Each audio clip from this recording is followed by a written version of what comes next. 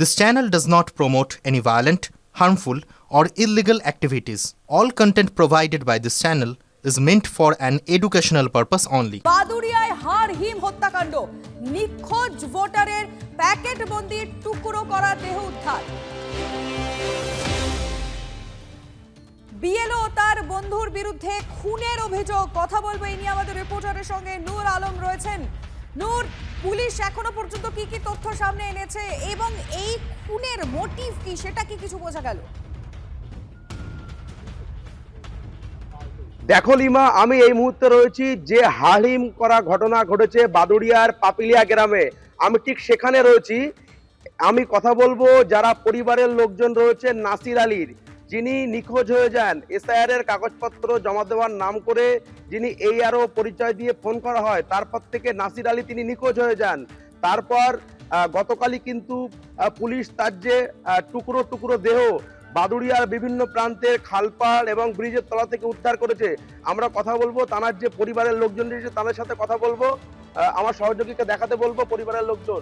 বলছি, ঘটনাটা কি ঘটেছিল? ঠিক ঘটনাটা কি ঘটেছিল? এলো ফোন করেছিল আমার কাকাকে যে আমি বাদুড়িয়া থেকে বলছি, আপনি 3টের সময় আপনার প্রয়োজনীয় কাগজপত্র নিয়ে আমার এখানে আসেন।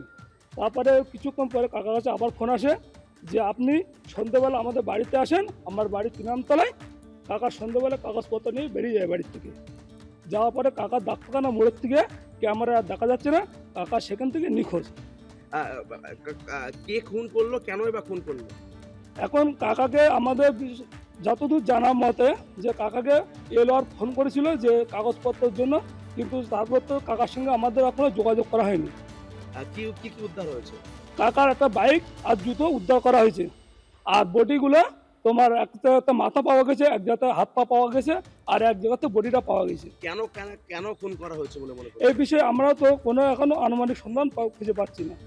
একেবারে পরিবারের লোকজন তারা কিন্তু জানাচ্ছেন যে তার কিন্তু টুকরো টুকরো দেহ বাদুড়িয়ার বিভিন্ন এলাকা থেকে উদ্ধার হয়েছে। আমরা কিন্তু ঠিক সেই গ্রামে রয়েছি। TV9 বাংলায় এক্সক্লুসিভলি আমরাই দেখাচ্ছি একেবারে সেই গ্রাম থেকে হাড়হিম করা ঘটনা।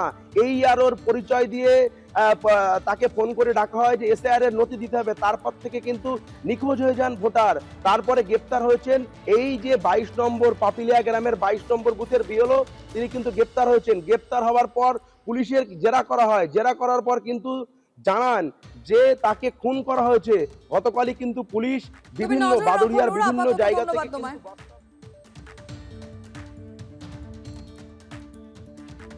আমার স্বামীর সঙ্গে কারোর কোনো ঝগড়া অশান্তি কোনো শত্রুতা কিছুই নেই। স্বামীর বন্ধু ছিল, তাই তো? হ্যাঁ, আর আপনি কি চিনতেন রিজওয়ানকে?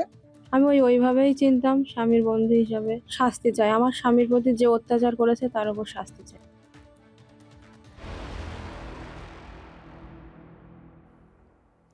এবং আজকের দিনটা আরো একটা কারণে ভীষণ গুরুত্বপূর্ণ, কারণ SIR এর বর্ধিত শুনানির আজকে কিন্তু শেষ দিন।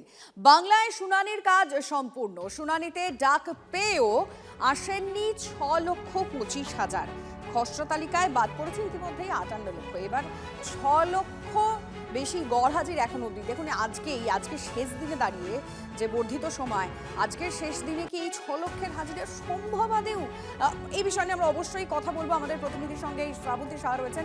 শ্রাবন্তী, যদি 58 লক্ষ, যেটা ইতিমধ্যেই নাম বাদ পড়েছে, এবার এই 6 লক্ষের মধ্যে কতজন আজকে হাজিরা দেবেন তার মধ্যে পুরো টোটাল হিসেবটা নির্ভর করছে, তাই কি? লিমা, আরেকটু সংখ্যাটা বাড়তেও পারে। যেরকমটা 6 লক্ষ যে ভোটাররা আসেননি তার মধ্যে 3 লক্ষ আনম্যাপড, অর্থাৎ 34 লক্ষ মানুষের মধ্যে 3 লক্ষ যাদেরকে চিঠি পাঠানোর পরেও তারা এসে উপস্থিত হননি। এর মধ্যে ভুয়ো ভোটার থাকতে পারেন শিফটেড ভোটারও, অর্থাৎ 2 জায়গায় নাম রয়েছে, ফলে একটি জায়গা থেকে তারা আসেননি। এখন এই 3 লাখের মধ্যে কতজন আসেন আজকে সেটা নিয়ে একটা ভাবনা চিন্তা করছে কমিশনের বক্তব্য। প্রায় গতকাল সবটাই শুনানি শেষ হয়ে গেছে, ফলে আজকের দিনটা শুধুমাত্র কারা আসবেন সেটা এখন দেখার। বাকি যে 3,25,000 মতো, সেটা লজিক্যাল ডিসক্রিপেন্সি, এর মধ্যে প্রয়োজনীয় রয়েছে। এরাও এসে উপস্থিত হননি হিয়ারিংয়ের ডেট পাওয়ার পরেও।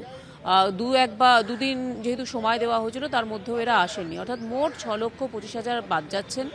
58 লক্ষ ইতিমধ্যেই বাদ গেছেন, প্রায় 64 লক্ষ তাহলে সংখ্যাটা হচ্ছে। একই সঙ্গে যাচাই পর্বে সেটা 1,40,000 ইতিমধ্যেই তাদেরকে বাদ দেওয়া হয়েছে, রিজেক্টেড করা হয়েছে। অর্থাৎ আরও 1 লক্ষ যদি বাড়িয়ে দেওয়া যায় তাহলে 65 লক্ষ। এরপরে বাদবাকি 7 দিন ধরে যাচাই হবে। সেই যাচাইয়ে তথ্যে সন্তুষ্ট না হতে পারলে তাদের নামও ভোটার তালিকার এই এসআইআর তালিকা থেকে বাদ যাবে। যদিও লিমা সিইও দপ্তর আরেকবার স্পষ্ট করে দিয়েছে যাদের নামই বাদ যাক না কেন প্রত্যেককে আলাদা করে জানিয়ে দেওয়া হবে রিপ্লাইয়ের মাধ্যমে কেন তার নাম বাদ গেছে। একই সঙ্গে আবেদন করার সুযোগও থাকছে, যেহেতু 28 তারিখে চূড়ান্ত তালিকা বেরোচ্ছে তার পরে আবেদন করতে পারবেন তিনি, যাতে ক্লেম অ্যান্ড অবজেকশন হবে যে এই নামটা কেন বাদ গেছে ইত্যাদি। ফলে ভোটার নোটিফিকেশনের আগে পর্যন্ত এই আবেদনের যতটা সম্ভব সেটা ক্লারিফাই করে দেওয়ার চেষ্টা করা হবে, যাতে সেই ভোটাররাও সুযোগ পান এবারের বিধানসভায় অংশ নেওয়ার। অনেক ধন্যবাদ শ্রাবণ।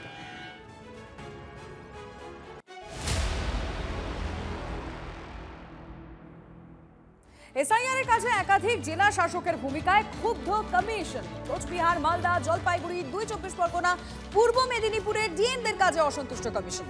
পূর্ব বর্ধমানের ডিএমকে রাজনৈতিক মন্তব্য না করতে নির্দেশ। কোচবিহারের ডিএমকে নথি আপলোডে দেরির জন্য তিরস্কার। ধমক খেলেন দক্ষিণ চব্বিশ পরগনার জেলা শাসক। সূত্রে খবর এমনই, একজন বিদেশীর নাম যেন চূড়ান্ত ভোটার তালিকায় না থাকে সেটাও নিশ্চিত করার নির্দেশ দিয়েছে নির্বাচন কমিশন।